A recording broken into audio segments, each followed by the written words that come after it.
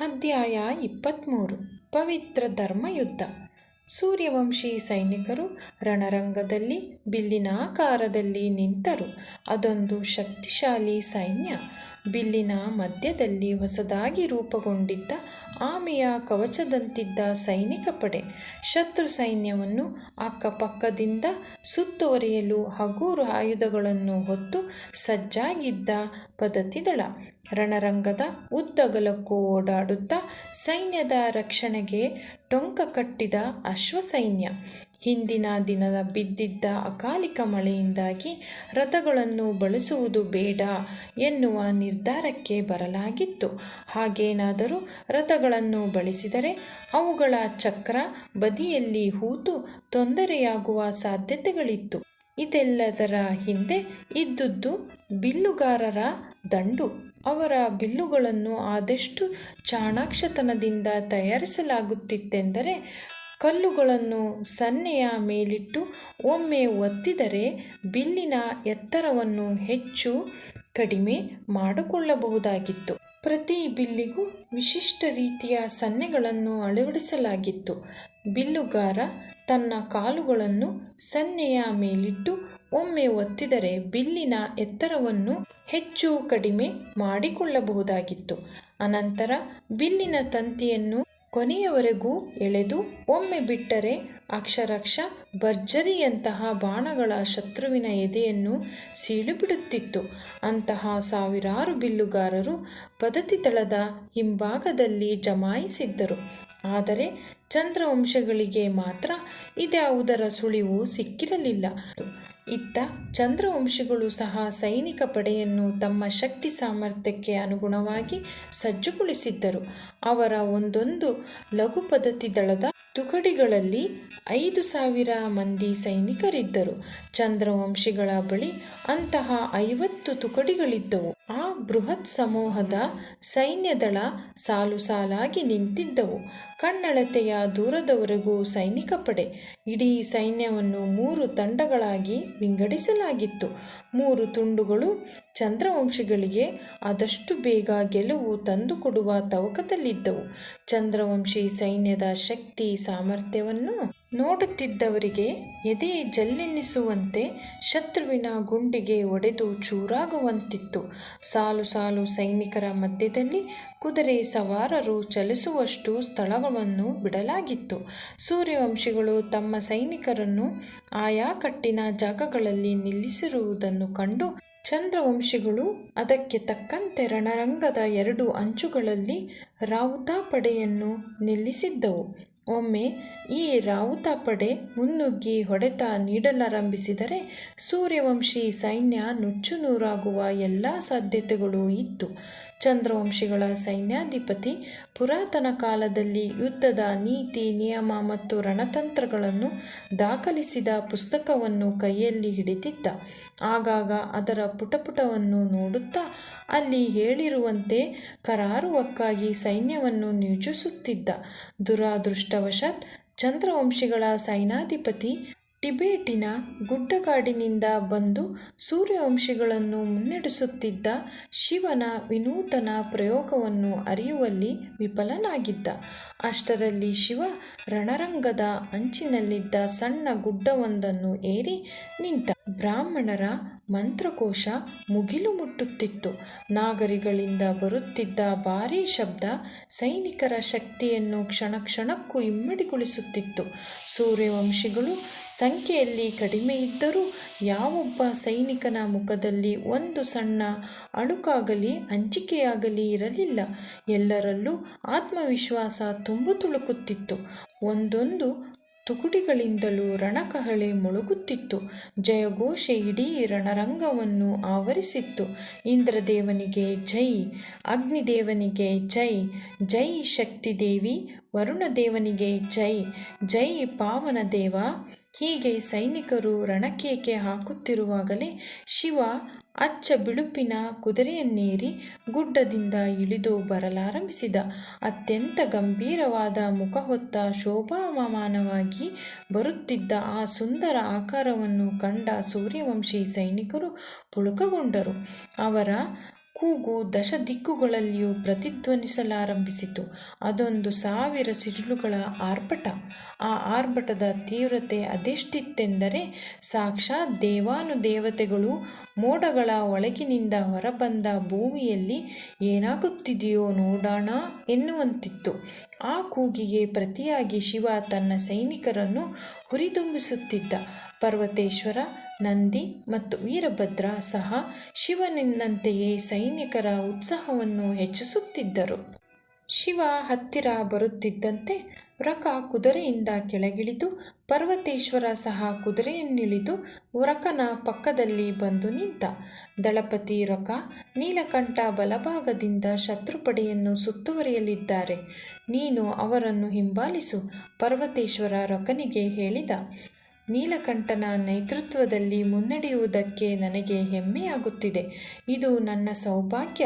ಅಷ್ಟು ಹೇಳಿ ವ್ರಕ ಸೈನಿಕ ಧ್ವಜವನ್ನು ಮೇಲೆ ಎತ್ತಿ ಹಿಡಿದ. ನಂತರ ಅಷ್ಟೇ ವಿನಯದಿಂದ ಶಿವನ ಮುಂದೆ ಮಂಡಿಯೂರಿ ಕುಳಿತು ಅದನ್ನು ಹಸ್ತಾಂತರಿಸಿದ. ವ್ರಕ, ನೀನು ಈ ರೀತಿ ಮಂಡಿಯೂರಿ ಕುಳಿತುಕೊಳ್ಳುವುದು ಸರಿಯಲ್ಲ. ಇದು ನಿಜಕ್ಕೂ ನನಗೆ ಮುಜುಗರವನ್ನುಂಟು ಮಾಡುತ್ತದೆ, ಶಿವ ಹೇಳಿದ. ಶಿವ ವ್ರಕನನ್ನು ತನ್ನ 2 ಕೈಗಳಿಂದ ಮೇಲೆತ್ತಿ ಬಾಚಿ ತಬ್ಬಿಕೊಂಡ. ನಾನು ನಿನ್ನ ಗೆಳೆಯನಷ್ಟೇ, ನಿನ್ನ ಒಡೆಯನಲ್ಲ. ಶಿವನ ಆಲಿಂಗನದಿಂದ ವ್ರಕನ ದೇಹದಲ್ಲಿ ವಿದ್ಯುತ್ ಸಂಚಾರವಾಯಿತು. ಧನಾತ್ಮಕ ಶಕ್ತಿಯೊಂದು ಇದ್ದಕ್ಕಿದ್ದಂತೆ ಆತನಲ್ಲಿ ಆವಾಹನೆಯಾಯಿತು. ಒಂದು ಕ್ಷಣ ದಂಗಾದ. ನಂತರ 1-2 ಹೆಜ್ಜೆ ಹಿಂದೆ ಹೋಗಿ ನಿಂತ. ಶಿವ ನಸುನಕ್ಕು ತಲೆಯಾಡಿಸಿದ. ನಂತರ ವ್ರಕನಿಂದ ಪಡೆದ ಧ್ವಜವನ್ನು ಮೇಲಕ್ಕೆ ಎತ್ತಿ ಹಿಡಿದ. ಇಡೀ ಸೂರ್ಯವಂಶಿ ಸೈನಿಕರು ಆ ದೃಶ್ಯವನ್ನು ಕಣ್ತುಂಬಿಕೊಂಡರು. ಸುತ್ತಲೂ ಕಿವಿಗಡಚಿಕ್ಕುವ ಜೈಕಾರ, ಮಹಾದೇವ, ಮಹಾದೇವ, ಮಹಾದೇವ. ಧ್ವಜವನ್ನು ಎತ್ತಿ ಹಿಡಿಯುತ್ತಲೇ ಶಿವ ಬಿಲ್ಲಿನಾಕಾರದಲ್ಲಿ ನಿಂತಿದ್ದ ಸೈನಿಕರ ಮುಂದೆ ಕುದುರೆಯಲ್ಲಿ ಅತ್ತಿತ್ತ ಓಡಾಡಿದ. ಸೂರ್ಯವಂಶಿಗಳ ಕೂಗು ಕ್ಷಣ ಕ್ಷಣಕ್ಕೂ ಮುಗಿಲನ್ನು ಮುಟ್ಟುತ್ತಿತ್ತು. ಮಹಾದೇವ, ಮಹಾದೇವ, ಮಹಾದೇವ. ಸೂರ್ಯವಂಶಿಗಳೇ, ಮೆಲೋಹನ್ನರೇ, ನನ್ನ ಮಾತನ್ನು ಆಲಿಸಿ. ಶಿವ ಒಮ್ಮೆ ಜೋರಾಗಿ ಗರ್ಜಿಸಿದ. ನಲಿದಾಡುವ ದೇವರ ಧ್ವನಿ ಕೇಳುತ್ತಲೇ ಇಡೀ ಸೈನ್ಯ ಸ್ತಬ್ಧವಾಯಿತು. ಶಿವ ಮಾತು ಮುಂದುವರಿಸಿದ. ಮಹಾದೇವನೆಂದರೆ ಯಾರು? ಶಿವ ಒಂದೊಂದು ಮಾತುಗಳನ್ನು ಸೂರ್ಯವಂಶಿಗಳಲ್ಲಿ ತದೇಕ ಚಿತ್ತದಿಂದ ಆಲಿಸತೊಡಗಿದರು. ಎಲ್ಲರ ಗಮನ ಶಿವನತ್ತಲೇ ನೆಟ್ಟಿತ್ತು. ಸಾಮಾನ್ಯ ಜನ ಸಂಕಷ್ಟದಲ್ಲಿರುವಾಗ ಕೈಕಟ್ಟಿ ಕುಳಿತುಕೊಳ್ಳುವವನು ನಿಜವಾದ ಮಹಾದೇವನೇ? ಧರ್ಮ ರಕ್ಷಣೆಗಾಗಿ ನಾಡಿನ ಜನ ಹೋರಾಡುತ್ತಿರುವಾಗ ಕೇವಲ ಅವರನ್ನು ಆಶೀರ್ವದಿಸುತ್ತಾ ಕೈಕಟ್ಟಿ ಕುಳಿತುಕೊಳ್ಳುವವನು ನಿಜವಾದ ಮಹಾದೇವನೇ? ಅನೀತಿ, ಅನ್ಯಾಯ, ಅಕ್ರಮವನ್ನು ಅಳಿಸಿಹಾಕಲು ಜನ ತಮ್ಮ ಜೀವವನ್ನೇ ಬಲಿ ಕೊಡುತ್ತಿರುವಾಗ ಅಳಿದ ಜೀವಗಳ ಸಂಖ್ಯೆಯನ್ನು ಎಣಿಸುತ್ತಾ ಕೂರುವವನು ಮಹಾದೇವನೇ? ಖಂಡಿತ ಇಲ್ಲ. ಆತ ಎಂದೆಂದಿಗೂ ಮಹಾದೇವನಾಗಲಾರ. ಇಡೀ ರಣರಂಗದಲ್ಲಿ ನಿರಾವ ಮೌನ. ಶಿವ ಆಡುತ್ತಿದ್ದ ಒಂದೊಂದು ಮಾತುಗಳನ್ನು ಸೂರ್ಯವಂಶಿಗಳು ಗಮನವಿಟ್ಟು ಗ್ರಹಿಸುತ್ತಿದ್ದರು. ವ್ಯಕ್ತಿಯೊಬ್ಬ ಸದುದ್ದೇಶದಿಂದ ಧರ್ಮ ಸಂಸ್ಥಾಪನೆಗೆ ಹೋರಾಟ ಮಾಡಿದಾಗ ಮಾತ್ರ ಆತ ಮಹಾದೇವನಾಗಲು ಸಾಧ್ಯ. ಮಹಾದೇವ ತಾಯಿಯ ಗರ್ಭದಿಂದ ಹುಟ್ಟಿದವನಲ್ಲ. ದುಷ್ಟ ಸಂಹಾರಕ್ಕೆ, ಶಿಷ್ಟ ರಕ್ಷಣೆಗೆ ರಣರಂಗದಲ್ಲಿ ನಿಂತು ಹೋರಾಡುವವನೇ ನಿಜವಾದ ಮಹಾದೇವ. ಶಿವನ ಮಾತುಗಳನ್ನು ಕೇಳುತ್ತಲೇ ಇಡೀ ಸೈನ್ಯದಲ್ಲಿ ಮಿಂಚಿನ ಸಂಚಾರವಾಯಿತು. ಎಲ್ಲರೂ ನಿಬ್ಬೆರಗಾಗಿ ನಿಂತಿದ್ದರು. ಶಿವ ಮಾತು ಮುಂದುವರಿಸಿದ. ಹೌದು, ನಾನೇ ಮಹಾದೇವ. ಶಿವನ ಈ ಮಾತುಗಳು ರಣರಂಗದಲ್ಲಿ ಪ್ರತಿಧ್ವನಿಸಿತು. ಆಗ ಸೂರ್ಯವಂಶಿಗಳಿಗೆ ಒಂದು ವಿಚಾರ ಸ್ಪಷ್ಟವಾಯಿತು. ಅದು ತಮ್ಮ ಸೈನ್ಯದ ಮುಂದಾಳತ್ವ ವಹಿಸಿರುವುದು ಸಾಕ್ಷಾತ್ ನೀಲಕಂಠ ಎನ್ನುವುದು. ದೇವಾನುದೇವತೆಗಳಿಗೂ ಪ್ರಿಯನಾದ ಮಹಾದೇವ ನಮ್ಮ ನಾಯಕ ಎನ್ನುವುದು. ನಂತರ ಶಿವ, ಆದರೆ ನಾನೊಬ್ಬನೇ ಮಹಾದೇವನಲ್ಲ ಎಂದ. ಒಂದು ಕ್ಷಣ ಎಲ್ಲರಲ್ಲೂ ಗೊಂದಲ. ಮಹಾದೇವನ ಮಾತಿನ ಒಳಾರ್ಥವೇನು? ಅಂದರೆ ಮತ್ತೊಬ್ಬ ಮಹಾದೇವನಿರುವನೇ? ಆತ ಚಂದ್ರವಂಶಿಗಳ ಸೈನ್ಯದ ಪರವಾಗಿದ್ದಾನೆಯೇ ಎಂಬ ಅನುಮಾನ. ಕೇವಲ ನಾನೊಬ್ಬನೇ ಮಹಾದೇವನಲ್ಲ, ಇದೀಗ ನನ್ನ ಕಣ್ಮುಂದೆ ಸಾವಿರಾರು ಮಹಾದೇವನನ್ನು ನೋಡುತ್ತಿದ್ದೇನೆ. ಇಲ್ಲಿ ಸಾವಿರಾರು ಮಂದಿ ನಾಡಿನ ಒಳಿತಿಗಾಗಿ, ದುಷ್ಟರ ಶಿಕ್ಷೆಗಾಗಿ, ಧರ್ಮ ಸಂಸ್ಥಾಪನೆಗಾಗಿ ಯುದ್ಧ ಮಾಡಲು ಸನ್ನಿದ್ಧರಾಗಿ ನಿಂತಿದ್ದಾರೆ. ಅವರೆಲ್ಲರಲ್ಲಿಯೂ ಮಹಾದೇವ ಇದ್ದಾನೆ. ಸೂರ್ಯವಂಶಿಗಳು ರೋಮಾಂಚನಗೊಂಡರು. ಶಿವನ ಮಾತಿನ ಅರ್ಥ ಅವರಿಗೆ ತಿಳಿಯಿತು. ಮೊದಲಿಗೆ ನಾವೆಲ್ಲರೂ ಮಹಾದೇವನಾಗಲು ಸಾಧ್ಯವೇ ಎಂಬ ಶಂಕೆ, ಆದರೆ ಶಿವನ ಮಾತಿನಿಂದ ಅದು ಅವರಿಗೆ ಖಚಿತವಾಯಿತು. ಶಿವ ಮತ್ತೊಮ್ಮೆ ಹೂಂಕರಿಸಿದ. ಅಲ್ಲಿರುವ ಒಬ್ಬೊಬ್ಬನು ಮಹಾದೇವನೇ. ಹೌದು, ನಮ್ಮಲ್ಲಿರುವ ಒಬ್ಬೊಬ್ಬನು ಮಹಾದೇವನೇ. ಮೆಲೋಹನ್ನರು ಕೂಗಿದರು, ನಮ್ಮಲ್ಲಿರುವ ಪ್ರತಿಯೊಬ್ಬನೂ ಮಹಾದೇವನೇ. ಕ್ಷಣಾರ್ಧದಲ್ಲಿ ಮೆಲೋಹನ್ನರ ನರನಾಡಿಗಳಲ್ಲಿ ಧನಾತ್ಮಕ ಶಕ್ತಿಯೊಂದು ಹರಿದಾಡತೊಡಗಿತು. ರಕ್ತದ ಕಣಕಣದಲ್ಲೂ ಸ್ವಾಭಿಮಾನ, ಕೆಚ್ಚು, ದೇಶಭಕ್ತಿ ಉಕ್ಕಿ ಹರಿಯಲಾರಂಭಿಸಿತು. ಸೂರ್ಯವಂಶಿಗಳು ಅಕ್ಷರಶಃ ತಮ್ಮನ್ನು ತಾವೇ ದೇವರೆಂದು ಭಾವಿಸಿಬಿಟ್ಟರು. ಒಬ್ಬೊಬ್ಬ ಸೂರ್ಯವಂಶಿಗಳಲ್ಲೂ 10 ಮಂದಿ ಚಂದ್ರವಂಶಿಗಳನ್ನು ಬಗ್ಗು ಬಡಿಯುವ ಶಕ್ತಿ ತುಂಬಿಕೊಂಡಿತ್ತು. ಚಂದ್ರವಂಶಿಗಳ ಸೈನಿಕರ ಸಂಖ್ಯೆ ಮೆಲೋಹನ್ನರಿಗೆ ಗೌಣವಾಗಿ ಕಂಡಿತ್ತು. ಹಾಗಾಗಿ ಗೆಲುವಿನ ಬಗ್ಗೆ ಆತ್ಮವಿಶ್ವಾಸ ತುಂಬಿ ಬಂತು. ದೇವರನ್ನು ಸೋಲಿಸಲು ಯಾರಿಂದ ತಾನೇ ಸಾಧ್ಯ ಎಂಬ ಮನಸ್ಥಿತಿಯಲ್ಲಿ ಸೂರ್ಯವಂಶಿಗಳು ಯುದ್ಧಕ್ಕೆ ಸಿದ್ಧರಾದರು. ಹರ ಹರ ಮಹಾದೇವ! ಸೂರ್ಯವಂಶಿಗಳು ಜೈಕಾರ ಹಾಕಿದರು. ಹರ ಹರ ಮಹಾದೇವ! ಶಿವ ಸಹ ಜೋರು ಧ್ವನಿಯಲ್ಲಿ ಕೂಗಿದ.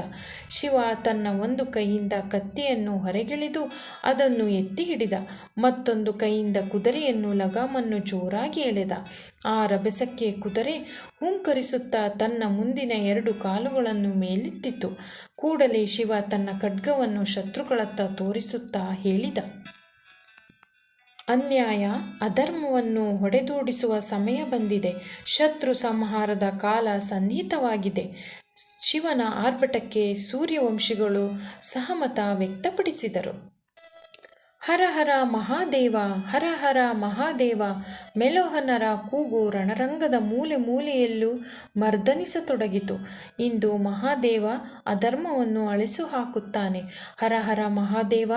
ನಮಗೆ ಗೆಲುವು ಶತಸಿದ್ಧ. ಹರ ಹರ ಮಹಾದೇವ! ಬಹುಕಾಲದ ಅನ್ಯಾಯ ಅಕ್ರಮಗಳಿಗೆ ಇಂದು ತೆರೆ ಬೀಳಲಿದೆ. ಹರ ಹರ ಮಹಾದೇವ! ಇಡೀ ಸೈನ್ಯ ಹುಚ್ಚೆದ್ದು ಕುಣಿಯಲಾರಂಭಿಸಿತು.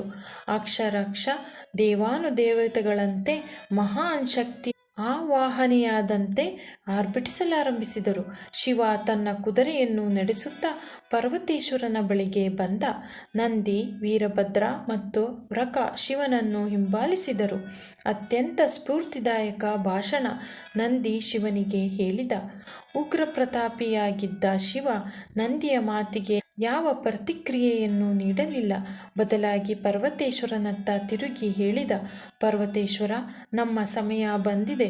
ಮೊದಲಿಗೆ ಶತ್ರು ಸೈನ್ಯದ ಮೇಲೆ ಬಾಣಗಳ ಸುರಿಮಳೆಯಾಗಲಿ. ಹಾಗೇ ಆಗಲಿ ಮಹಾಸ್ವಾಮಿ. ಪರ್ವತೇಶ್ವರ ಅಷ್ಟು ಹೇಳಿ ತನ್ನ ಕುದುರೆಯನ್ನು ತಿರುಗಿಸಿ ಸೈನ್ಯದ ಧ್ವಜಧಾರಿಗಳಿಗೆ ಸಂದೇಶವೊಂದನ್ನು ರವಾನಿಸಿದ. ಬಿಲ್ಲುಗಾರರೇ, ಸಿದ್ಧರಾಗಿ. ಧ್ವಜಧಾರಿ ಕೆಂಪು ಮತ್ತು ಕಪ್ಪು ಮಿಶ್ರಿತ ಬಾವುಟವನ್ನು 4 ಬಾರಿ ಎತ್ತಿ ಹಿಡಿಯುವ ಮೂಲಕ ಸೈನ್ಯಕ್ಕೆ ಸಂದೇಶವೊಂದನ್ನು ರವಾನಿಸಿದ. ಬಾವುಟದ ಸಂಕೇತವನ್ನು ಸೂರ್ಯವಂಶಿಗಳಿಗೆ ಕೂಡಲೇ ಅರ್ಥ ಮಾಡಿಕೊಂಡರು. 1-2 ನಿಮಿಷದ ಬಳಿಕ ಸೈನ್ಯದ ಮುಂದಿನ ಸಾಲಿನಲ್ಲಿ ನಿಂತಿದ್ದ ಕಾವಲು ಪಡೆ ಮಂಡಿಯೂರಿ ನೆಲದ ಮೇಲೆ ಕುಳಿತು ಬಿಟ್ಟರು. ಶಿವ, ಪರ್ವತೇಶ್ವರ, ವೃಕ, ನಂದಿ, ವೀರಭದ್ರ ಸಹ ಕುದುರೆಯನ್ನಿಳಿದು ಮಂಡಿಯೂರಿ ಕುಳಿತರು. ಅವರ ಹಿಂದಿದ್ದವರು ಬಿಲ್ಲುಗಾರರು. ಕಾಲಾಳುಗಳು ಕುಳಿತಿದ್ದ ತಡ ಬಿಲ್ಲುಗಾರರು ಚಂದ್ರವಂಶಿಗಳತ್ತ ಒಂದೇ ಸಮನೆ ಬಾಣಗಳನ್ನು ಬಿಡಲಾರಂಭಿಸಿದರು. ಬಿಲ್ಲುಗಾರರನ್ನು ಅರ್ಧ ಚಂದ್ರಕೃತದಲ್ಲಿ ನಿಲ್ಲಿಸಲಾಗಿತ್ತು. ಹಾಗಾಗಿ ಅಷ್ಟು ಜನ ಚಂದ್ರವಂಶಿಗಳನ್ನು ಗುರಿಯಾಗಿಸಿಕೊಂಡು ಬಾಣ ಬಿಡಲು ಅದು ಸಹಾಯವಾಯಿತು. 5,000 ಮಂದಿ ಬಿಲ್ಲುಗಾರರು ಚಂದ್ರವಂಶಿಗಳತ್ತ ಬಾಣ ಪ್ರಯೋಗ ಮಾಡುತ್ತಿದ್ದರೆ ಅಕ್ಷರಕ್ಷ ಬಾಣಗಳು ಆಕಾಶಕ್ಕೆ ಚಪ್ಪರ ಹಾಕಿ ಮುಚ್ಚಿಕೊಂಡಿವೆಯೇನೋ ಎನ್ನುವಂತೆ ಭಾಸವಾಗುತ್ತಿತ್ತು. ಇಡೀ ಪ್ರದೇಶ ಬಾಣದಿಂದ ತುಂಬಿ ಹೋಗಿತ್ತು. ಆ ಹೊಡೆತಕ್ಕೆ ಸ್ವದೀಪನ್ನರು ತತ್ತರಿಸಲಾರಂಭಿಸಿದರು. ಸೂರ್ಯವಂಶಿಗಳು ಬಿಡುತ್ತಿದ್ದ ಗಿಡ್ಡವಾದ ಚೂಪಾದ ಬಾಣಗಳು ಸ್ವದೀಪನ್ನರ ಚರ್ಮ ಮತ್ತು ಮರದ ಕವಚಗಳನ್ನು ಭೇದಿಸಿ ದೇಹಕ್ಕೆ ನಾಟುತ್ತಿತ್ತು. ಕೇವಲ ಲೋಹದ ಕವಚ ತೊಟ್ಟಿದ್ದ ಕೆಲವೇ ಮಂದಿ ಸೈನಿಕರು ಮಾತ್ರ ಬಾಣದಿಂದ ಪಾರಾಗುತ್ತಿದ್ದರು. ನೋಡುತ್ತಿದ್ದಂತೆ ಬಾಣಗಳ ಹೊಡೆತಕ್ಕೆ ಚಂದ್ರವಂಶಿ ಸೈನ್ಯದ ಮೊದಲ ದಂಡು ಛಿದ್ರಗೊಂಡಿತು. ಸಾವಿರಾರು ಸೈನಿಕರು ಧರೆಗುರುಳಿದರು. ಮತ್ತೆ ಕೆಲವರು ಯುದ್ಧಕ್ಕೆ ಬೆನ್ನು ತೋರಿಸಿ ಹಿಂದೆ ಸರಿಯಲಾರಂಭಿಸಿದರು. ಹಿಂದಿನ ಸಾಲಿನಲ್ಲಿದ್ದ 2ನೇ ಸೈನಿಕದ ತಂಡಕ್ಕೆ ಗಾಬರಿ. ಮುಂದೆ ಏನಾಗುತ್ತಿದೆ ಎನ್ನುವುದೇ ಅವರಿಗೆ ತಿಳಿಯದಾಯಿತು. ಮುಂದಿನ ಸಾಲಿನಲ್ಲಿದ್ದ ಸೈನಿಕರು ಅದೇಕೆ ಹಿಂದೆ ಸರಿಯುತ್ತಿದ್ದಾರೆ ಎನ್ನುವ ಗೊಂದಲ. ಅಷ್ಟರಲ್ಲಿ ಪರ್ವತೇಶ್ವರ ಶಿವನ ಕಡೆ ತಿರುಗಿ ಹೇಳಿದ, ಮಹಾಸ್ವಾಮಿ, ನಮ್ಮ ಮುಂದಿನ ಗುರಿ 2ನೆಯ ತಂಡದ ಸೈನಿಕರು. ಬಿಲ್ಲಿನ ಎತ್ತರವನ್ನು ಏರಿಸಿ ಬಾಣ ಬಿಡುವಂತೆ ಆದೇಶಿಸುತ್ತೇನೆ. ಶಿವ ತಲೆಯಾಡಿಸುತ್ತಲೇ ಅನುಮತಿ ನೀಡಿದ. ಪರ್ವತೇಶ್ವರ ಮತ್ತೊಮ್ಮೆ ಧ್ವಜಧಾರಿಗೆ ಸಂದೇಶ ನೀಡಿದ. ಧ್ವಜಧಾರಿ ಮತ್ತೊಂದು ಬಾಣದ ಬಾವುಟವನ್ನು ಬೀಸಿದ. ಕೂಡಲೇ ಬಿಲ್ಲುಗಾರರು 1-2 ನಿಮಿಷ ಬಾಣ ಪ್ರಯೋಗ ಮಾಡುವುದನ್ನು ನಿಲ್ಲಿಸಿಬಿಟ್ಟರು. ತಮ್ಮ ಕಾಲಿನಿಂದ ಬಿಲ್ಲಿನ ಸನ್ನೆಯನ್ನು ಒತ್ತುವ ಮೂಲಕ ಬಿಲ್ಲಿನ ಎತ್ತರವನ್ನು ಹೆಚ್ಚಿಸಿಕೊಂಡರು. ಅದರಿಂದ ಅವರು ಬಿಡುವ ಬಾಣ ಹೆಚ್ಚು ದೂರದ ಗುರಿಯನ್ನು ಮುಟ್ಟಲು ಸಾಧ್ಯವಾಗುತ್ತಿತ್ತು. ಕೆಲವು ನಿಮಿಷಗಳಲ್ಲಿ ಬಿಲ್ಲುಗಾರರು ಮತ್ತೆ ಆಕ್ರಮಣ ಮುಂದುವರಿಸಿದರು. ಈ ಬಾರಿ ಅವರ ಗುರಿ ಚಂದ್ರವಂಶಿಗಳ 2ನೆಯ ತುಕಡಿ. ನಿರೀಕ್ಷೆಯಂತೆ ಬಿಲ್ಲುಗಾರರು ಬಿಟ್ಟ ಒಂದೊಂದು ಬಾಣಗಳು ಶತ್ರುಗಳ 2ನೆಯ ತುಕಡಿಯನ್ನು ಧ್ವಂಸಗೊಳಿಸಲಾರಂಭಿಸಿದವು. ಒಂದೇ ಸಮನೆ ಮೇಲೆರಗಿ ಬರುತ್ತಿದ್ದ ಬಾಣಗಳನ್ನು ತಡೆಯಲು ಚಂದ್ರವಂಶಿಗಳು ಯಾವ ಪ್ರಯತ್ನವೂ ಸಫಲವಾಗಲಿಲ್ಲ. ಹೊಡೆತ ತಿಂದು ನೆಲಕ್ಕೆ ಉರುಳುವುದನ್ನು ಬಿಟ್ಟರೆ ಅವರಿಗೆ ಬೇರೆ ಯಾವ ದಾರಿಯೂ ಇರಲಿಲ್ಲ. ಚಂದ್ರವಂಶಿ ಸೈನಿಕರು ಬೊಬ್ಬೆ ಹಾಕುತ್ತಾ ದಿಕ್ಕಾಪಾಲಾಗಿ ಓಡಲಾರಂಭಿಸಿದರು. ಅಷ್ಟರಲ್ಲಿ ಆ ಆಘಾತವನ್ನು ತಡೆಯಬೇಕೆಂಬ ಉದ್ದೇಶದಿಂದ ಚಂದ್ರವಂಶಿಗಳ ಅಶ್ವಪಡೆ ಮುಂಚೂಣಿಗೆ ಬಂದು ಆಕ್ರಮಣಕ್ಕೆ ಸಜ್ಜಾಯಿತು.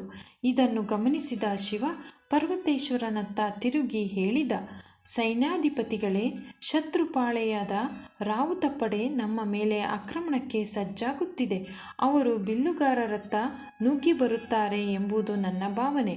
ಹಾಗಾಗಿ ನಮ್ಮ ಅಶ್ವಸೈನ್ಯ ರಣರಂಗದ ಮಧ್ಯಭಾಗದಲ್ಲಿ ಅವರನ್ನು ಎದುರುಗೊಂಡು ಕಾದಾಡಬೇಕು. ಅದಕ್ಕೆ ಸೂಕ್ತ ಆದೇಶವನ್ನು ನೀಡಿ ಎಂದ.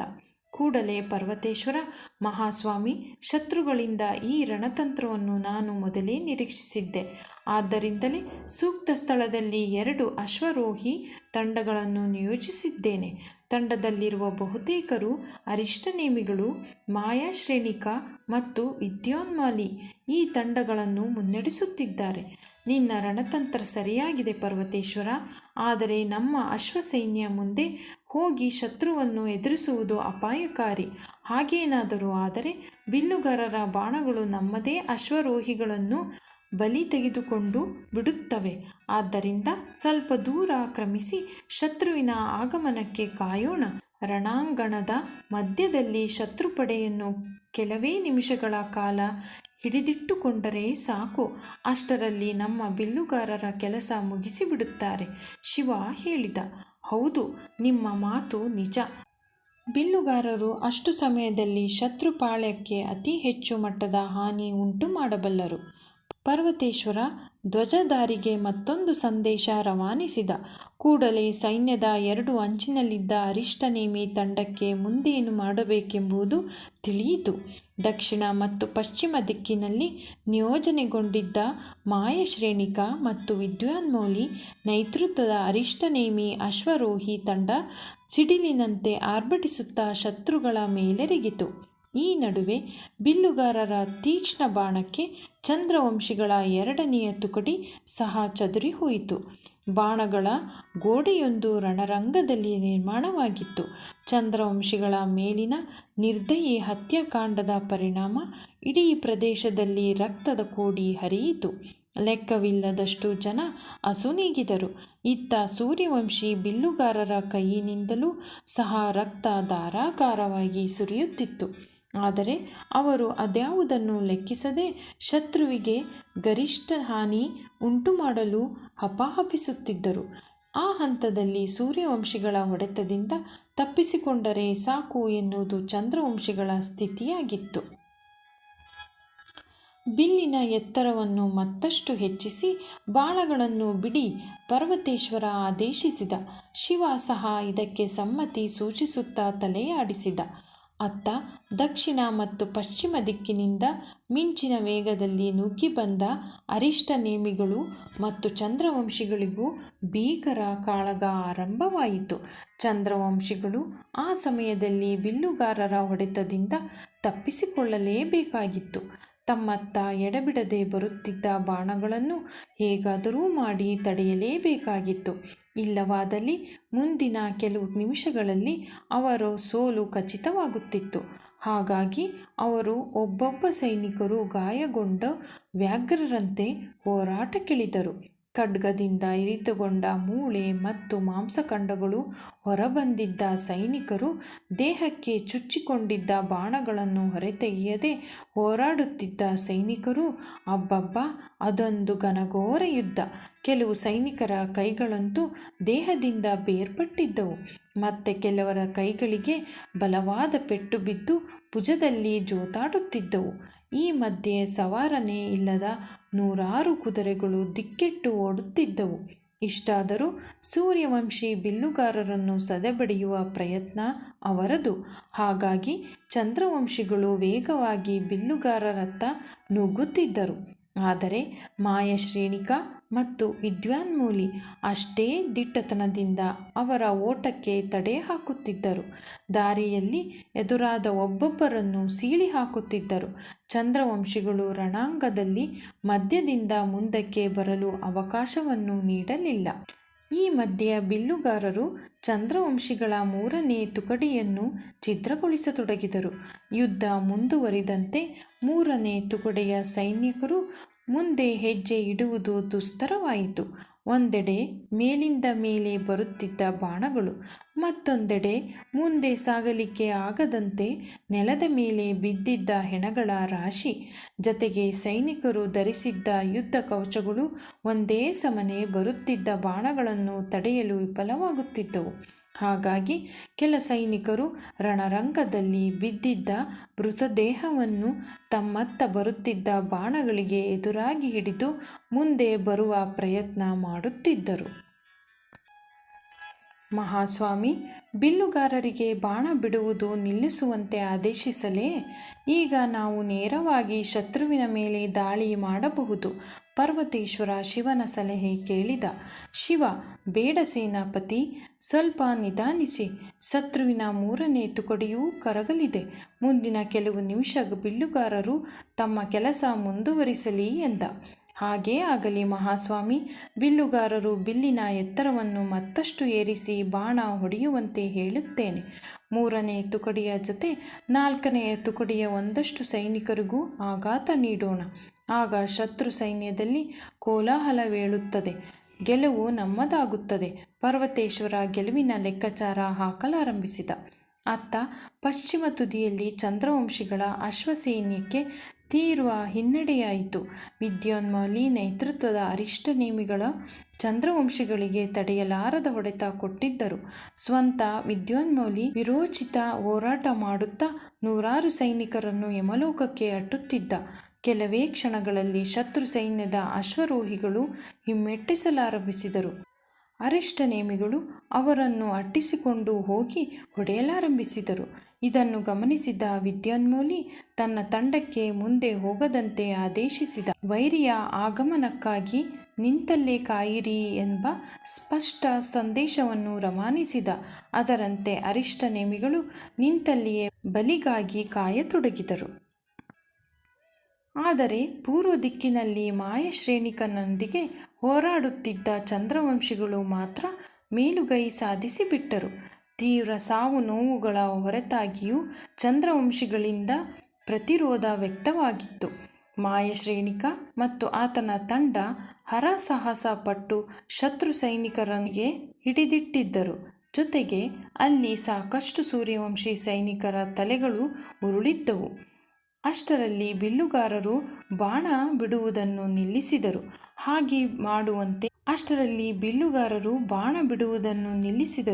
ಹಾಗೆ ಮಾಡುವಂತೆ ಪರ್ವತೇಶ್ವರ ಆದೇಶ ನೀಡಿದ.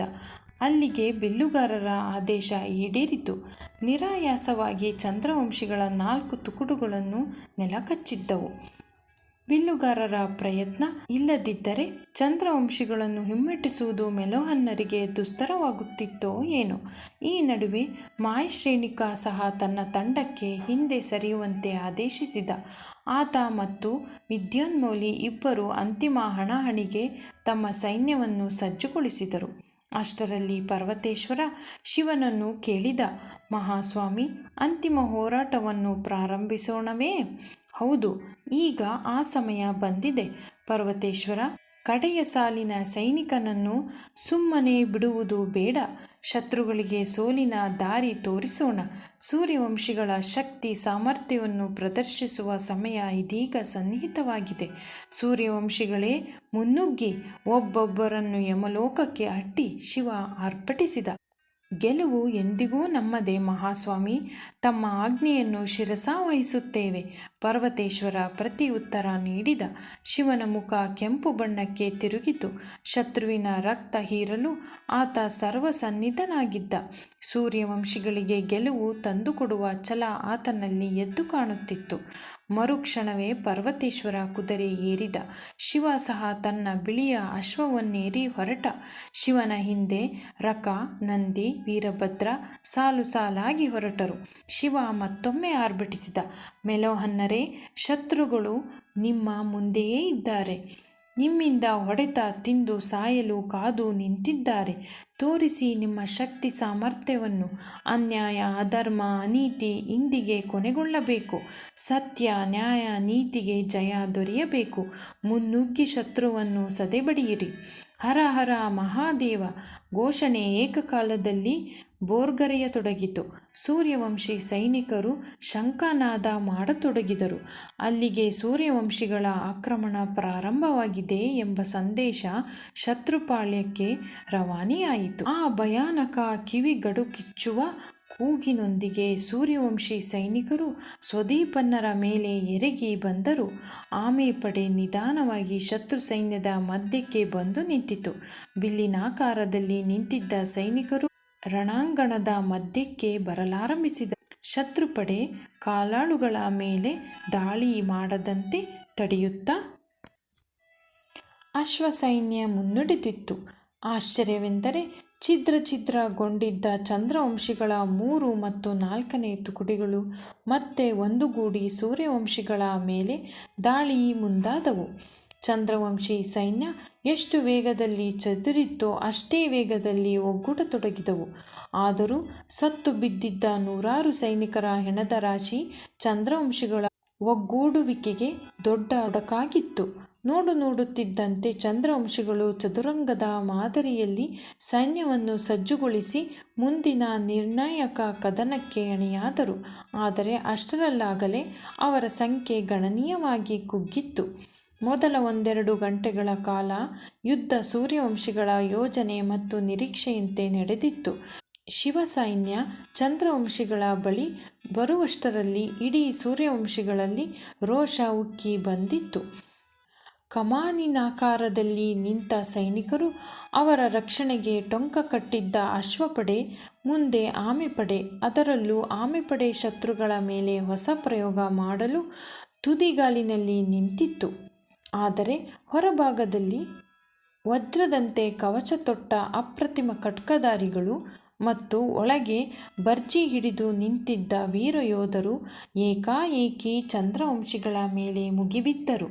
ಒಂದೆಡೆ ಖಡ್ಗಧಾರಿಗಳು ತಮ್ಮ ಗುರಾಣಿಗಳನ್ನು ರಕ್ಷಣೆಗೆ ಹಿಡಿದು ಕತ್ತರಿಸಿ ಹಾಕುತ್ತಿದ್ದರೆ, ಮತ್ತೊಂದೆಡೆ ಆಮೆಪಡೆಯ ಒಳಗಿನಿಂದ ಬರ್ಜಿಗಳು ಶತ್ರುವಿನ ಎದೆ ಸೀಳುತ್ತಿದ್ದವು.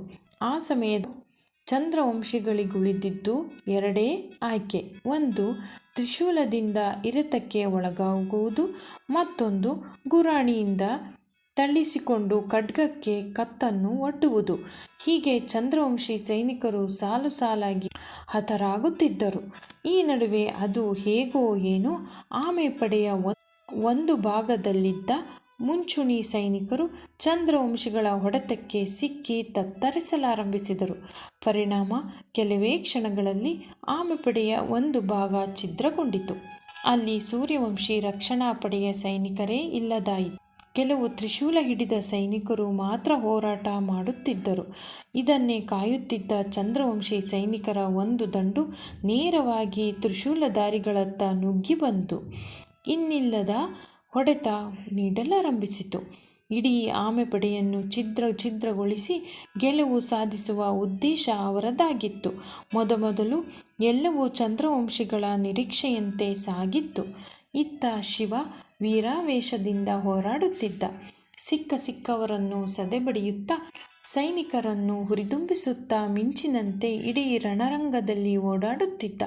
ಒಂದು ಹಂತದಲ್ಲಿ ಆತ ಕುದುರೆಯಿಂದ ಸ್ವಲ್ಪ ಮೇಲೆದ್ದು ನಿಂತು ಇಡೀ ರಣರಂಗದಲ್ಲಿ ಏನಾಗುತ್ತಿದೆ ಎಂದು ನಿರೀಕ್ಷಿಸಿದ. ಚಂದ್ರವಂಶಿ ಸೈನ್ಯದ ಬಹುತೇಕ ಮಂದಿ ಹತರಾಗಿ ಬಿಟ್ಟಿದ್ದರು. ಯುದ್ಧದಲ್ಲಿ ಸೂರ್ಯವಂಶಿಗಳು ಮೇಲ್ಗೈ ಸಾಧಿಸುತ್ತಿರುವುದು ಶಿವನಿಗೆ ಸ್ಪಷ್ಟವಾಗಿ ಗೋಚರಿಸಿತು. ಆದರೆ ಅಷ್ಟರಲ್ಲಿ ಆತನಿಗೆ ಅಚ್ಚರಿಯೊಂದು ಕಾದಿತ್ತು. ಛಿದ್ರಗೊಂಡಿದ್ದ ಆಮೆಪಡೆಯನ್ನು ನೂರಾರು ಚಂದ್ರವಂಶಿಗಳು ಸುತ್ತುವರಿಯುತ್ತಿದ್ದರೂ ಸಾಕಷ್ಟು ಬುದ್ಧಿವಂತಿಕೆ ಬಳಸಿ ಬೇರೆಲ್ಲ ಕಡೆ ಆಕ್ರಮಣ ಮಾಡುವುದನ್ನು ಬಿಟ್ಟು ಕೇವಲ ರಕ್ಷಣಾ ಸೈನಿಕರಿಲ್ಲದ ಆಮೆಪಡೆಯ ಛಿದ್ರಗೊಂಡಿದ್ದ ಕಡೆಯೇ ಆಕ್ರಮಣ ಮಾಡುತ್ತಿದ್ದರು. ಅದನ್ನು ನೋಡುತ್ತಲೇ ಶಿವ ಗಾಬರಿಗೊಂಡ. ಒಮ್ಮೆ ಇಡೀ ಆಮೆಪಡೆಯು ಛಿದ್ರಗೊಂಡಿದ್ದರೆ ಅದು ಸೂರ್ಯವಂಶಿಗಳೇ ಸೋಲಿಗೆ ನಾಂದಿಯಾಗುತ್ತದೆ ಎನ್ನುವುದು ಶಿವನಿಗೆ ಅರಿವಿಗೆ ಬಂತು.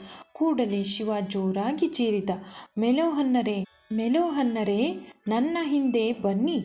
ಶಿವನ ಹಿಂದಿದ್ದ ಧ್ವಜಧಾರಿ ಧ್ವಜವನ್ನು ಎತ್ತಿ ಹಿಡಿದ. ಅದನ್ನು ನೋಡುತ್ತಲೇ ನೂರಾರು ಸೈನಿಕರು ಶಿವನನ್ನು ಹಿಂಬಾಲಿಸತೊಡಗಿದರು. ನೀಲಕಂಠ ಆಮೆಪಡೆಯ ಪಕ್ಕಕ್ಕೆ ಬಂದ. ಅಲ್ಲಿ ಆಕ್ರಮಣ ಮಾಡುತ್ತಿದ್ದ ಚಂದ್ರವಂಶಿ ಸೈನಿಕರನ್ನು ಒಬ್ಬೊಬ್ಬರಾಗಿ ಕೊಂದು ಹಾಕತೊಡಗಿದ. ಅದೊಂದು ಭೀಕರ ಕಾಳಗ.